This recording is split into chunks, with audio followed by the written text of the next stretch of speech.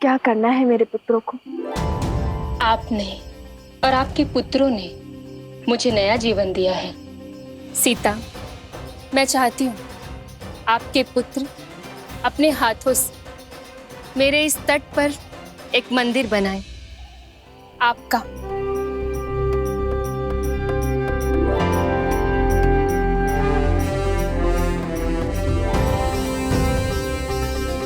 माता फल्गु चाहती हैं कि उनके तट पर वन देवी के मंदिर की स्थापना की जाए।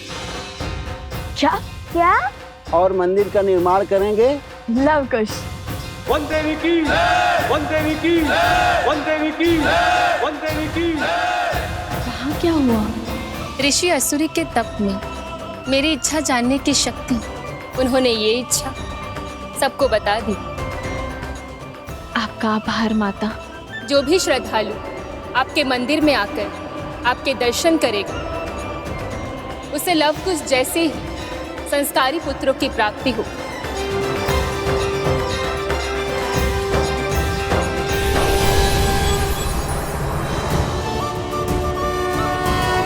यदि हम अभी मंदिर बनाएंगे तो सोमकरण को बचाने में विलंब होगा, कष्ट में होगा वो।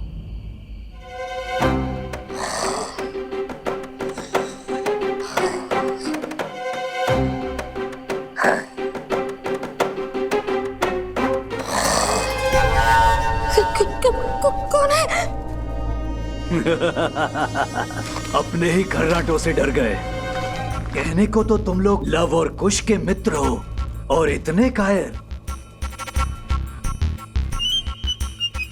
कितने सालों से भूखे हो, पूरी थाली चट कर गए। मैं ही मूर्ख हूं जो तुम्हारे हाथ में धनुष देख के तुम्हें कुश समझ बैठा था। मन तो करता है तुम्हें अभी खा जाऊं, किंतु रक्त केतु अपना उद्देश्य पूरा करने के लिए तुम्हारा उपयोग करना चाहता है। रक्त केतु? वो मायावी असुर जो रक्त बहने पर मरता नहीं है, बल्कि अपना रक्त बढ़ाता जाता है। वो दूसरों के रक्त पर ही पलता है, उसके रक्त की एक एक बूंद चूस लेता है। तुम्हें लव कुश की शक्ति का बोध नहीं है? वो किसी भी स्थिति परिस्थिति से लड़कर मुझे खोज लेंगे। यही तो चाहता है रक्त केतु। लव और कुश उन तक पहुंचे, क्या आए।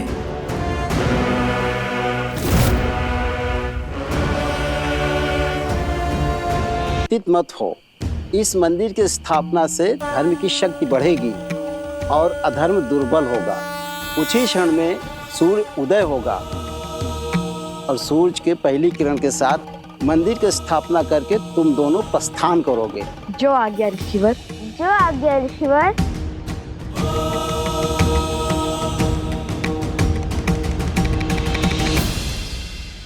माता,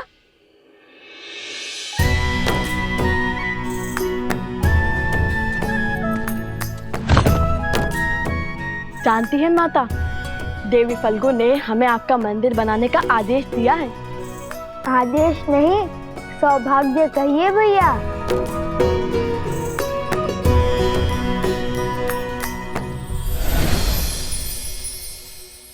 देखिए माता, महाराज जनक का तुनीर उन्होंने उपहार में दिया है हमें।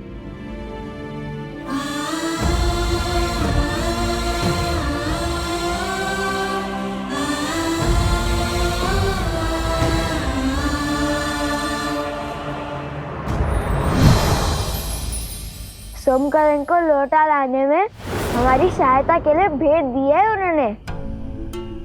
सोमकरण? क्या हुआ है उसे? माता, मकरासुर का एक असुर सैनिक उसे उठा ले गया।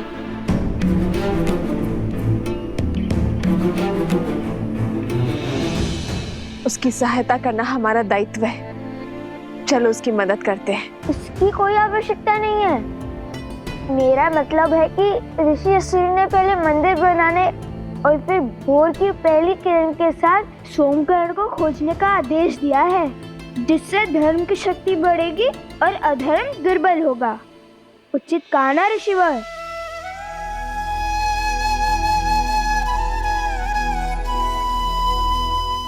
ऋषिवर सोमकरण। चिंतित ना हो देवी, लवकुश सोमकरण को अवश्य खोज लाएंगे, किंतु देवी फल्गु की इच्छा पूरी किए बिना उनका यहाँ से प्रस्थान अनुचित होगा। जैसी देवी फल्गु की इच्छा।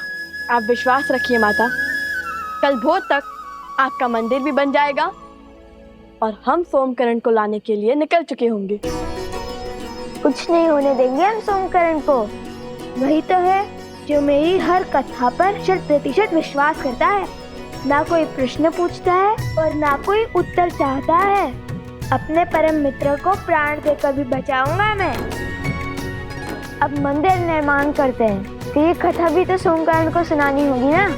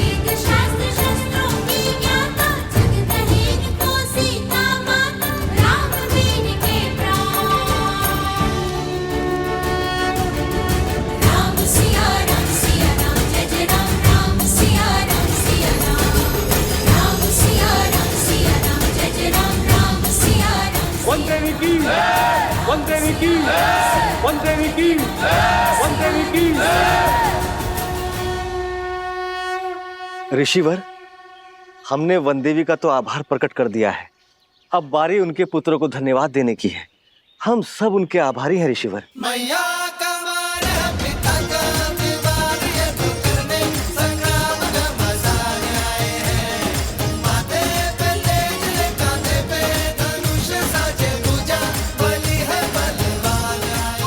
देख रहे हो भैया, पहले तुनीर, अब ये सीता मंदिर। माता ने क्या कहा था कि धर्म के पथ पर धूप भी होती है और छांव भी। समझ गया।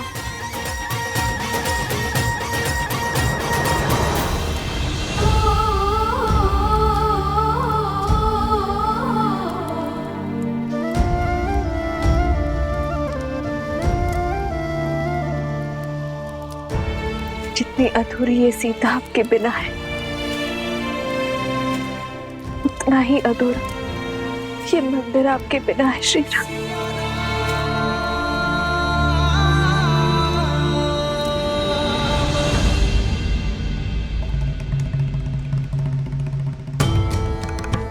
अपने अश्रु पोंछ लीजिए देवी। जब किसी महापुरुष या महान आत्मा के हृदय में कोई इच्छा जागृत होती है तो न केवल उसके अपने सत्कर्म अपितु उसके अपनों के सत्कर्म भी मिलकर उस इच्छा को पूर्ण करने में एकजुट हो जाते हैं। अर्थात देवी सीता की इच्छा पूरी होगी? क्यों नहीं देवी, आने वाले समय में फाल्गु नदी एक तीर्थ स्थल के रूप में पहचानी जाएगी, जहां श्रद्धालु संसार भर से आएंगे और कुछ ही वर्षों पश्चात वन देवी के इस मंदिर में श्री राम की एक मूर्ति स्थापित होगी और फाल्गु में जिस स्थान पर देवी सीता ने तप किया था वो सीता कुंड के नाम से विख्यात होगा। यहां आने से पापियों के पाप धुल जाएंगे और वो पवित्र होकर वैसे ही चमकेंगे जैसे तप करके देवी सीता ने फाल्गु को चमका दिया। किंतु लवकुश का क्या? अभी तो एक विपदा से बाहर निकले थे, फिर दूसरी की ओर चल पड़े हैं। देवी, मैंने आपसे पहले भी निवेदन किया था कि ऐसी परिस्थितियों में हमें धैर्य रखना चाहिए। रही बात सिया राम के पुत्रों की रक्षा की, तो उनकी रक्षा हेतु पहले स्वयं राजा जनक पधारे थे। अब देखते हैं कि ये कथा कौन सा नया मोड़ लेती है।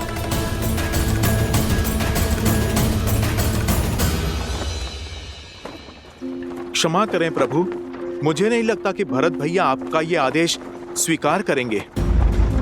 प्रभु, वो प्राण दे देंगे, किंतु आपके रहते वो अयोध्या का सिंहासन नहीं स्वीकारेंगे। भरत को मानना होगा हनुमान, क्योंकि ये उसके बड़े भाई का आग्रह है। अयोध्या के महाराज का संदेश है। भरत अयोध्या के साथ प्रतिबद्ध होगा। मैं स्वयं उसका राज्याभिषेक करूंगा।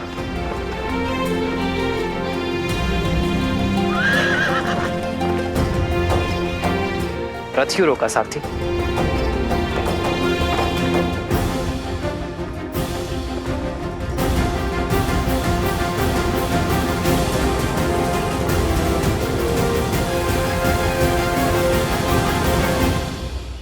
निश्चिंत होकर जाइए माता, और हमारे लिए चिंतित न हो। हम शीघ्र ही आश्रम पहुंच जाएंगे। वो भी सोमकर्ण को लेकर। ऋषि असुरी ने हमें उत्तर की ओर जाने का आदेश दिया है। वही मिलेगा सोमकर्ण। वो बच तो जाएगा ना? क्यों नहीं बचेगा? उसे पकड़ने वाला मकरासुर का तुच्छ सेवक है, और हम मकरासुर को मारने वाले लवकुश प्राणी तो इसके संकट में हैं। मूर्ख है जो हम जैसे वीरों से टकराने का दुस्साहस कर बैठा।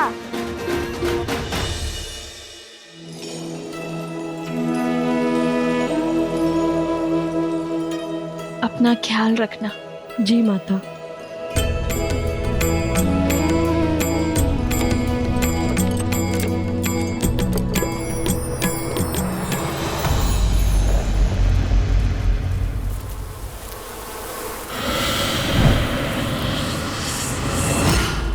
मेरा बच्चा चंद्रबाबू।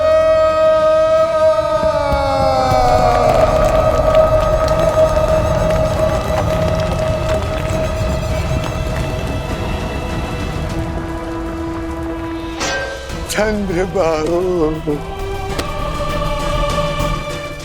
चंद्रबाबू, मेरे पुत्र।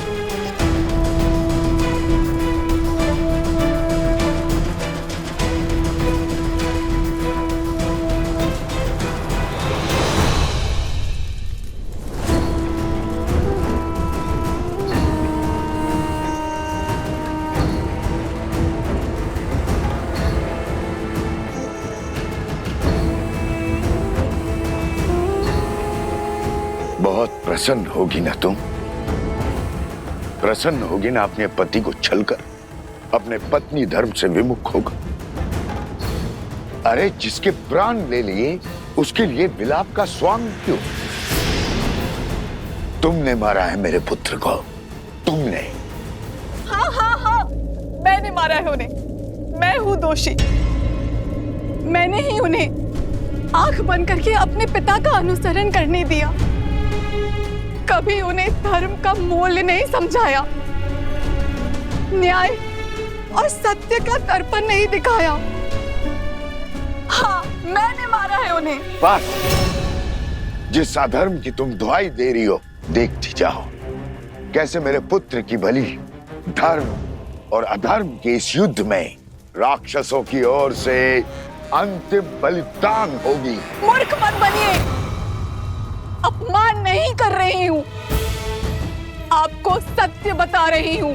आप चाहे कुछ भी कर लें, आपका पुत्र वापस लौट के नहीं आने वाला, और उनकी आत्मा को आपके झूठे धर्म की हार, धर्म की जीत से कोई अंतर नहीं पड़ता।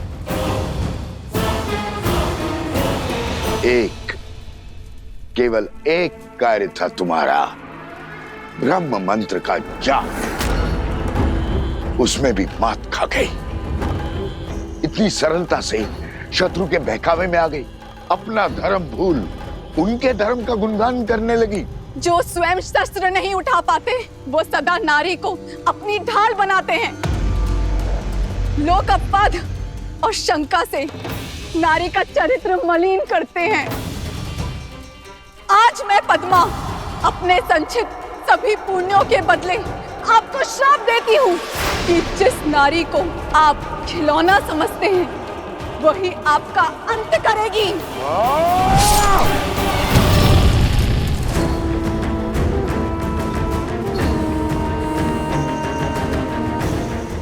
जिस नारी को आप खिलौना समझते हैं वही आपका अंत करेगी।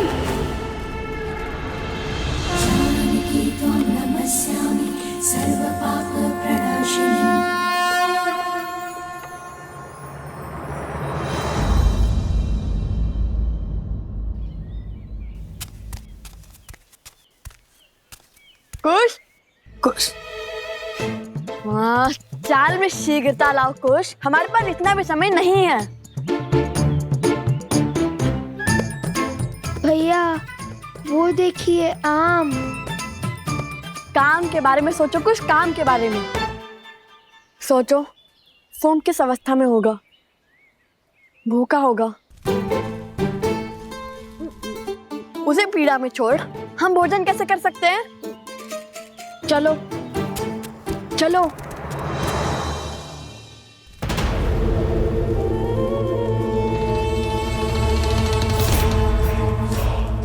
रक्त केतु,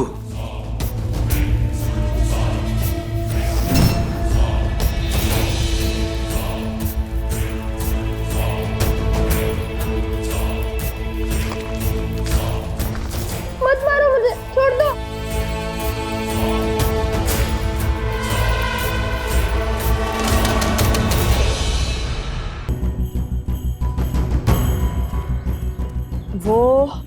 वो इस ओर गया होगा, क्योंकि अन्य दिशाओं में तो राजा श्री राम का राज्य फैला हुआ है।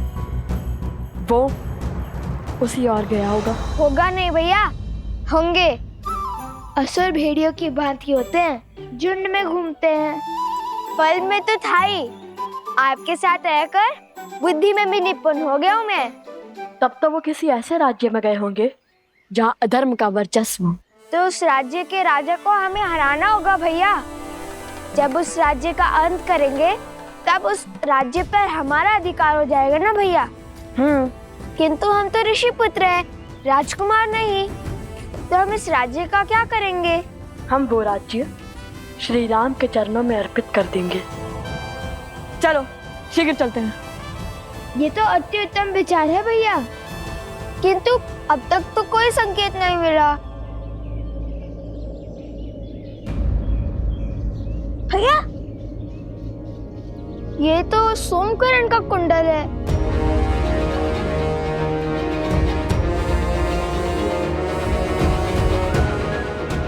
अर्थात वो उसे इसी ओर ले गए होंगे। सचेत रहो भैया, श्री राम के चरणों में राज्य रखने से पहले ही हमें संकेत मिल गया। चलो अब हम केवल श्री राम की बातें ही करेंगे।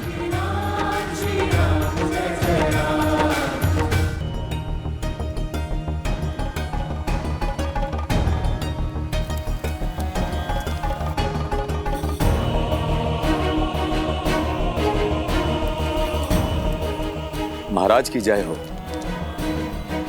ये यज्ञ कैसा आ रही सुमंत? आपके भाई पितृ यज्ञ कर रहे हैं श्री राम।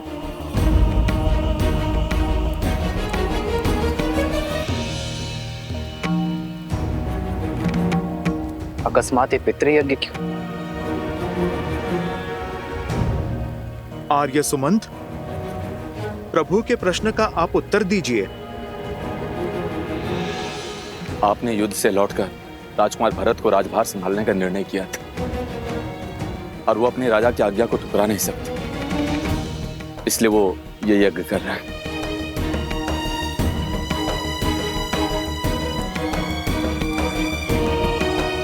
पितृ यज्ञ से प्रभु का राजकाज छोड़ने का क्या अर्थ है?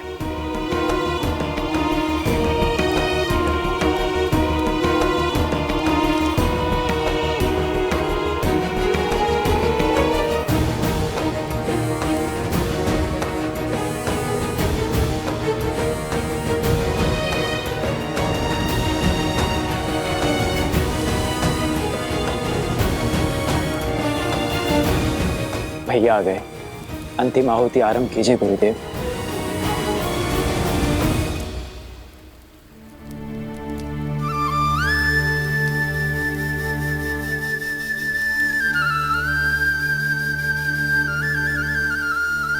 भरत के इस निर्णय का मुझसे क्या संबंध? जानता हूं मैं,